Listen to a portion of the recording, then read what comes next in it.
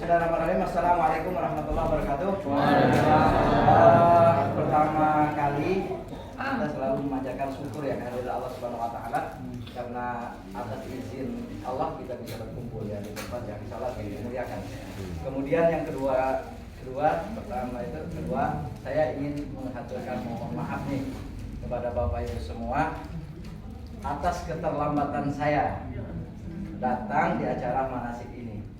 Sebenarnya kenapa saya terlambat? Saya tidak menyalahkan keadaan. Memang saya tidak bisa memanage waktu dengan baik kayaknya. Karena hari ini jadwal itu saya dari bandara sampai kayak muter lah hari ini. Sampai tadi selesai menyelesaikan untuk pemberangkatan tanggal 12 itu ada 2 grup yang disiapkan dulu hotelnya. Jadi saya ke bandara dulu ngejar waktu, ini ninggalin tamu juga di kantor. Ada yang datang dari Jambi. Jadi saya bilang tunggu aja di kantor, saya mau ke Tangerang dulu. Alhamdulillah sampai di sini walaupun terlambat ya, walaupun sampai fokusnya juga Mas Willy juga saya nggak ngingatin beliau, nggak fokus lah perjalanan hari ini karena banyak aktivitas tadi. Jadi tapi insya Allah karena saya percaya kepada Ustaz Abdul Somad walaupun tanpa apa ini fokus ya, saya percaya beliau lebih bisa memfokuskan gitu ya apa yang beliau sampaikan insya Allah. Alhamdulillah. Kemudian selanjutnya saya ingin memperkenalkan diri dulu ya supaya lebih akrab, lebih kenal, lebih enak nanti kalau ketemu di jalan ada yang warung kopi ngajak ngopi kan enak ya. Saya Ahmad Bukhari, namanya bagus tapi mungkin dulu ya orang tua itu punya cita-cita saya itu menjadi ahli hadis kayaknya, diberi nama Ahmad Bukhari. Tapi alhamdulillah sekarang walaupun nggak ilmu hadis, sering dengarin orang meriwayatkan hadis saja gitu. Sering dekat sama Ustadz gitu kan. Seperti Ustadz Abdul Somad sering kan dengarin dia ngeluarin hadis, alhamdulillah kan. Kemudian saya mewakili manajemen Futur Mekah Al Wahyu. Ingin memperkenalkan travel kita Bu ya, yang insya Allah nanti kita akan berangkat di tanggal 24 Desember ya. Kita ini insya Allah akan berangkat ya bersama travel Futur Mekah Al Wahyu. Qadarullah pertemuan kita ini seperti apa ya? Kayaknya Pak coba diterangin kenapa berubah jadwalnya. Ya. Makanya saya mau perkenalkan dulu. Kenapa travelnya? Pak saya nggak ngerti. Iya. Jadi kita pertemuan kita ini memang kata Ustaz Abdul Somad ya, qadarullah ya, kehendak Allah bukan kehendak kita. Saya nggak pernah bermimpi bahkan bercita-cita ditulis di buku diary saya ingin ketemu Haja Andi gitu kan tahun sekian enggak. Tapi memang Allah yang nyeting gitu ya. Tahu-tahu ketemu gitu. Nah, begitu juga dengan kondisi kita ini yang tadinya mungkin wallahu alam Bapak Ibu semua daftar awalnya ke travel mana saya juga nggak tahu. Ya kan?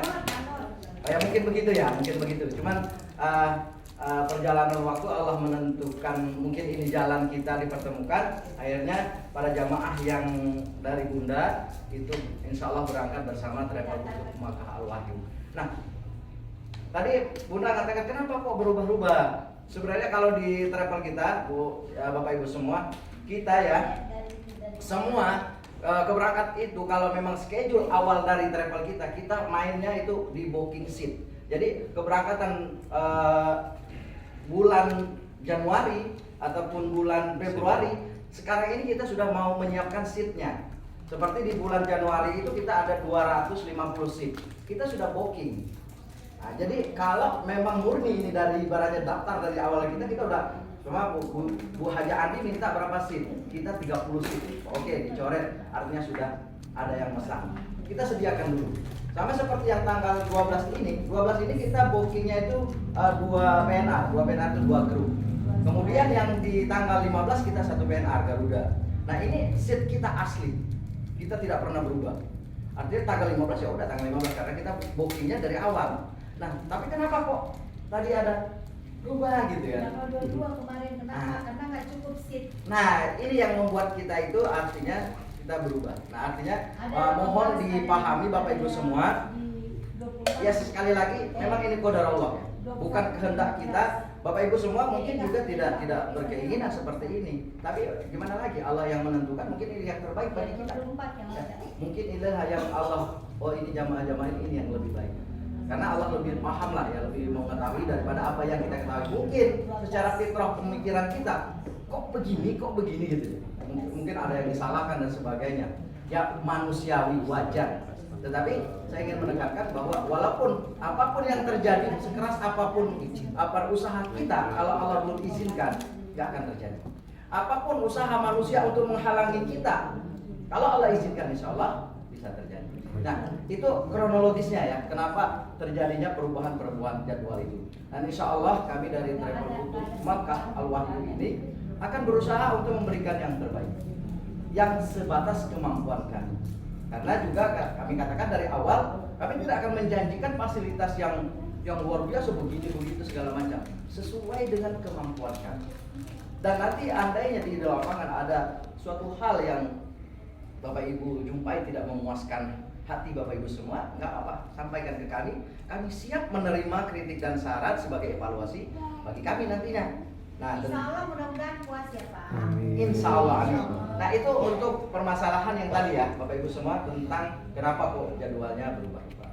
Tapi insya Allah saat ini saya sebenarnya Haja Andi itu udah curhat ke saya itu, Ustaz bagaimana ini? Saya juga, kan beliau kan orang tua, kami memandangnya orang tua kami. Jadi kami, ya Allah, bagaimana caranya kami bisa menyelamatkan ini gitu? Bagaimana caranya kami? Sehingga kami bermusyawarah di tim manajemen ini, pokoknya kita nggak usah mikirin yang macam-macam dulu lah. Yang penting jamaah yang sudah daftar ini berangkat.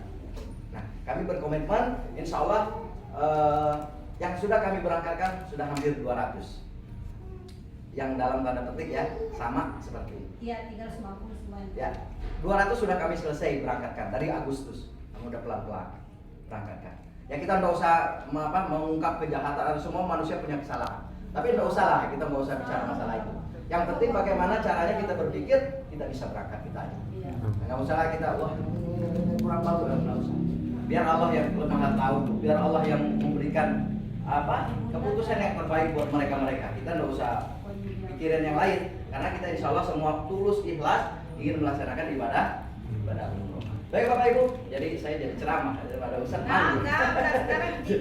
Jadi itu yang ingin saya sampaikan ya sebenarnya tentang teknis itu. Kemudian tadi Pak Ustaz Abdul Somad sudah menyampaikan ya terkait masalah manasik umroh. Ibarat makanan semua sudah dilalap sama Ustaz Abdul Somad, tidak ada lagi yang perlu saya sampaikan sebenarnya. Nah, karena dari A sampai Z sudah disampaikan oleh beliau, keutamaan baik di Mekah maupun Madinah semua sudah selesai, tidak ada lagi. Cuman hanya satu sedikit aja yang ingin ya, bukan hanya untuk para jamaah semua, tetapi untuk saya pribadi aja ya. Karena kita melaksanakan ibadah umroh itu ibaratnya giroh keimanan kita sudah naik gitu ya. Kita yakin, seyakin-yakinnya bahwa pelaksanaan ini memang perintah Allah, memakan waktu yang lama dan biaya yang cukup tinggi. Hanya orang-orang yang imannya itu udah naik gitu ya, levelnya yang berani begitu. Kalau orang yang belum naik imannya ini masih level-level umroh. Nah, kita kan masih berpikir seperti itu, tapi insya Allah Bapak Ibu semua dalam kondisi yang imannya ini standarnya udah sangat bagus, sudah sangat naik.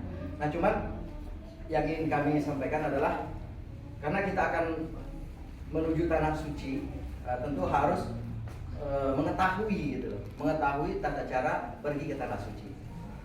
Dan pergi ke tanah suci ini bukan seperti kita ke Bandung, ke London atau kemana, karena Mekah Madinah itu berbeda dengan tanah-tanah yang ada di muka bumi ini. Dia khusus, istimewa. Maka kalau sesuatu yang khusus biasanya ada aturan. Tidak seperti kita mau ke Malaysia, beli visa, beli paspor, berangkat. Kalau ke Mekah Madinah tidak bisa seperti itu. Ada peraturan, ada aturan yang tentu yang sudah diatur oleh agama kita. Nah, salah satunya yang ditekankan adalah saat kita memasuki kota suci Mekah Madinah, menjaga akidah. Menjaga akidah dari apa?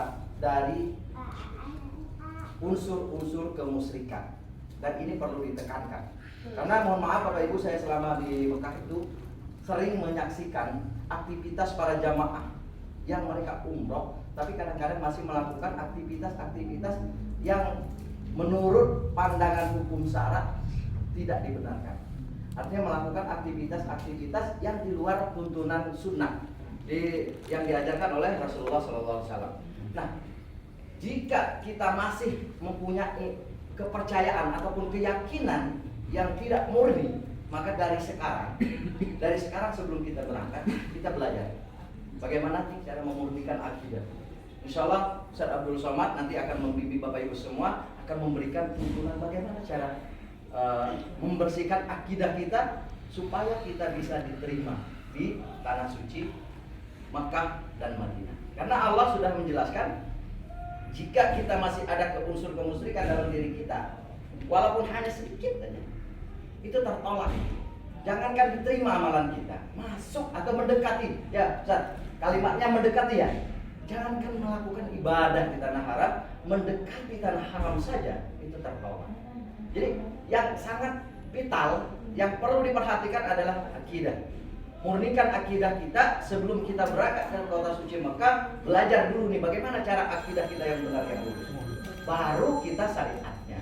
Yang tadi dijelaskan oleh Ustaz Abdul Somad, begini umroh, begini, itu bisa diterima oleh Allah kalau akidah kita sudah benar, sudah lurus. Nah, karena menyangkut masalah ini sangat kita harus hati-hati, jangan sampai yang tadinya giroh iman kita ya sudah naik, tapi di hadapan Allah itu kita tidak dianggap gitu, karena masih menyimpan sedikit kemusyrikan dalam diri kita. Nah, insya Allah nanti Ustaz Abdul Somad di perjalanan selama ini nanti kita Bunda akan bikin grup kan?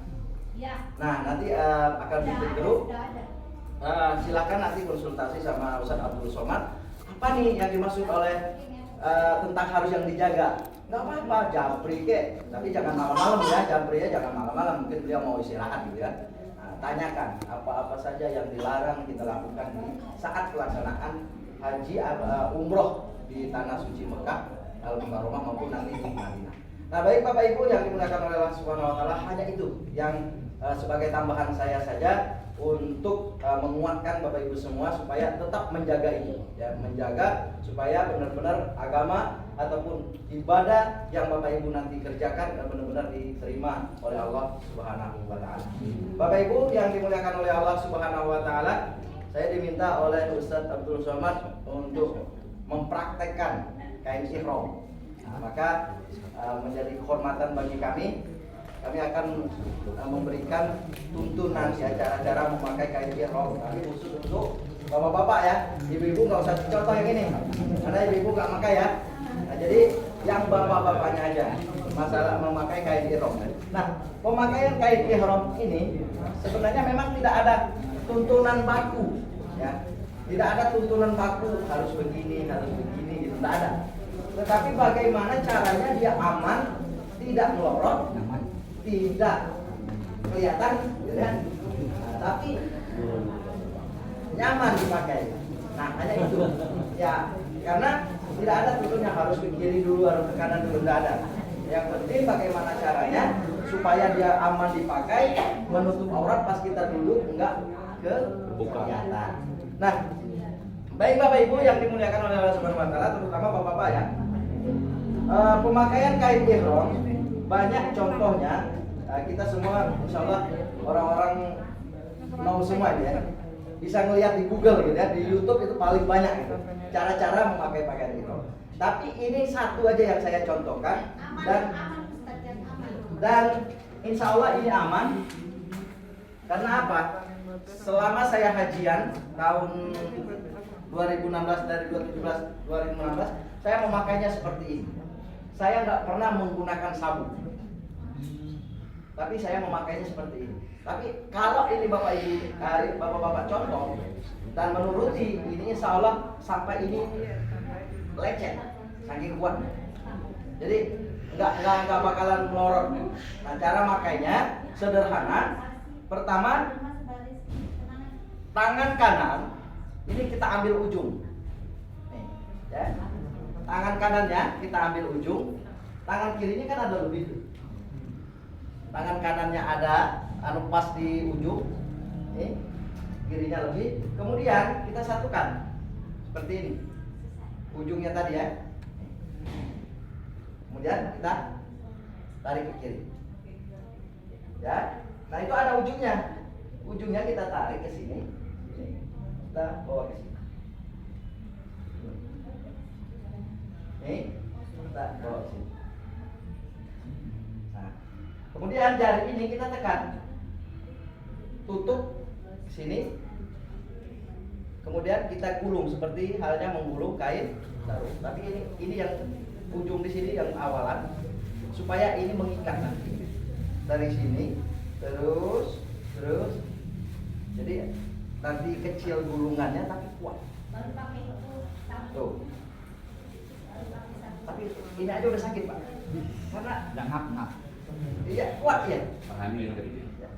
Ngikat dia. Coba Bapak melangkah coba. Coba ditarik ngorotnya. Melangkah coba Pak. Kalau dia kita jarang, Udah nggak ada lagi kelihatan tuh. Nah, aman kan? iya. Jauh. Coba melangkah Pak Ustaz. Tuh, Nah, rasakan kan? Insya Allah. Nah, Nah, Nah, di perut dia. Nah, untuk ihram diperhatikan jangan di bawah pusat, harus Karena bisa menutupin bagian aurat. karena ini kan aurat. Jadi jangan ngikutin orang nanti ya. Kalau di sana insya Allah nanti ketemu yang macam-macam gitu. Ada yang udah sampai ke sini, cuma kita gak usah bahas itu ya. Kayak entah pikirnya apa saya nggak paham. Pokoknya kita jangan gitu loh. Kalau sepengetahuan saya dilanggar. Kalau di Palembang itu langgar Pak namanya. Dilanggar itu diajari pusat ini aurat, masih kecil dulu. Jadi kalau pakai sarung harus ditutup gitu kan. Sama sholat nggak pakai baju, naikin kayak gini gitu kan. Nggak apa-apa. Kalau dilanggar bisa diajarin kayak gitu. Nah, jadi jangan sampai nanti udah sampai ke sini gitu. Nah ini insya Allah kuat Pak. Nggak akan lepas. Akan lepas. Asalkan tadi menurutin caranya tadi. Jadi nggak perlu sebenarnya ikat pinggang. Saya nggak pernah selama saya di umrohan ini dari tahun 2014 sampai hari ini saya nggak pernah satu kali pun pakai ikat Ustaz, pinggang. ada pengalaman yang lain kalau pakai itu. Ya, maksudnya dengan cara ini Bunda. Nah, jadi kita memberikan cara ini biar mereka bisa kuat ngikatnya. Pertama, tangan kanan, ya. Nih ujung kita satukan dengan tangan kiri, ya kan? Nah ini yang saya pakai, tapi bukan harus begini. Nih, ya, ini, nah, nih ya. Kemudian ini tekan sini. Nah, kan dari ujung sini gulungnya supaya ini ngunci, ngikat dia awalan. Terus ke sini. Insya Allah ini kuat. Kalau pakai sabuk lebih kuat lagi kan kena. Ya. Kuat. Saya jamin insya Allah kalau benar pakainya, nggak usah pakai sabuk. Nggak usah pakai sabuk. Bahkan kalau takutnya nanti sabuknya kan longgar, tahu-tahu udah di sini aja sabuknya. Ini katanya masih kecil, sabuknya udah molor ya. Salah ya. Ada yang mau coba? Ada yang mau coba ke depan? Ya, saya.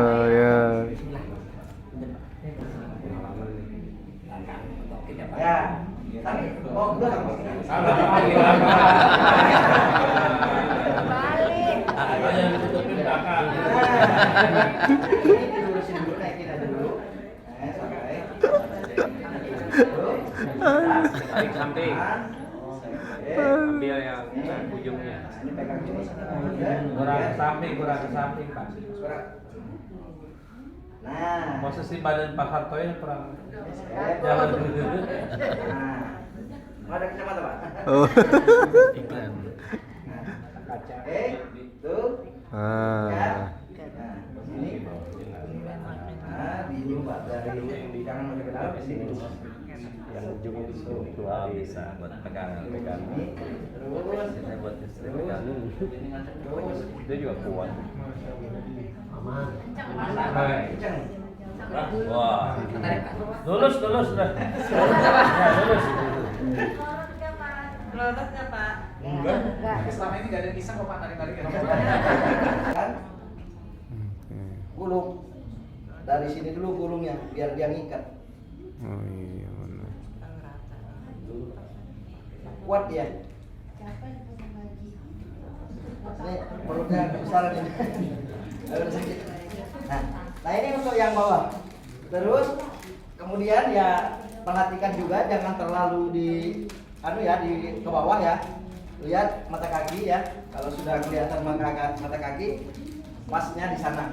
Jadi jangan terlalu bawah gitu kan. Nanti diinjak orang Mesir kan. Bahaya gitu. Kalau pas kita lagi jalan diinjak orang Mesir.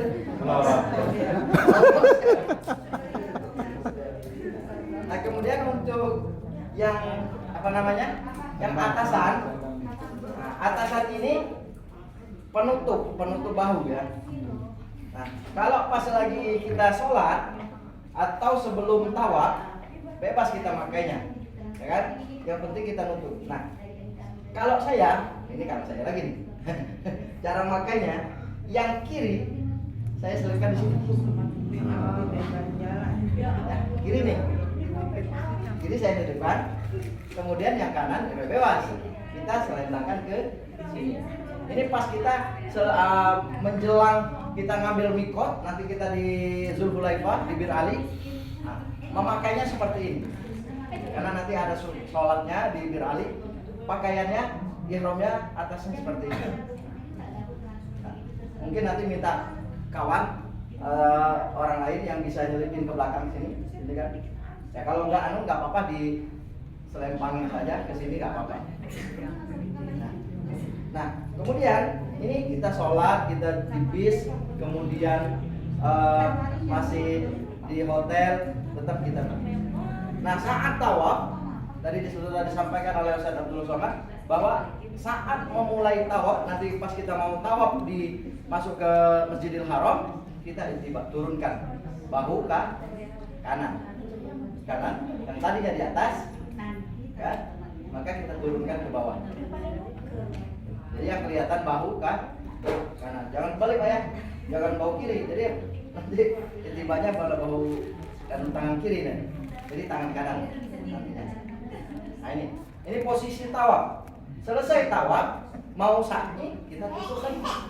Karena kita ada sholat sunnah 2 rakaat di belakang makom Ibrahim sebelum minum air Zam-Zam. Kita sholat ini, kita tutup seperti ini. Nah, insya Allah pemakaian ihram yang ibaratnya yang simpel dan umum ya. Nah, kalau memang mau yang lebih, misalnya saya mau cari yang model-model lain ya silakan. Karena banyak juga itu di YouTube itu saya ngeliatin berapa ini kan ustadz-ustadz yang memberikan contoh tata cara memakai pakaian ihram. Semua benar, tidak ada yang salah. Yang salah itu tidak pakai ihram. Ya. Yang dipakai semua benar. Baik, begitu ya tentang pemakaian kain ihram.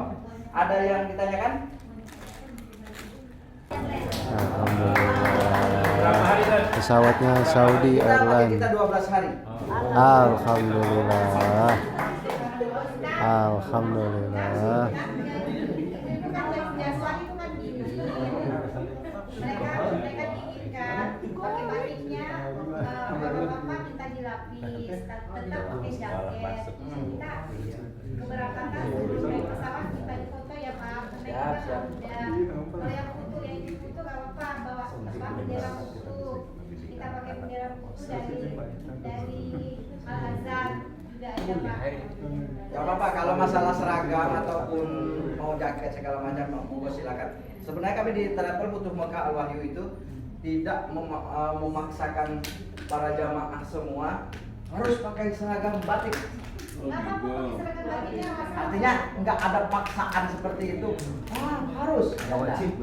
Karena begini, kenapa memberikan pakaian seragam itu untuk memudahkan tim kami mengenali. Oh ini jamaah kutub. Ya kalau itu pasti lentek gitu. Nah tetapi masih ada tetapi ya kadang-kadang di antara jamaah itu ada yang keberatan pakai boleh nggak pakai baju bebas? Ya silahkan, nggak apa-apa. Kan ada pengenal kita Slayer sama ID card. Tapi kalau untuk keseragaman ya kami menganjurkan dipakai. Tapi tidak ada paksaan. Kami nggak biasa harus begini. Ya. Tanggal 24 ini dapat pelajaran. Kliennya, nah tadi sudah disampaikan kliennya ini kita kan sistemnya FID Pak. FID-nya itu bukan seperti blog gitu ya. Kalau blog kita udah tahu nih. Blognya kan kayak saya nih, punya blog-blogan tanggal 12, tanggal 15 ya kan. Itu blog-blogan namanya.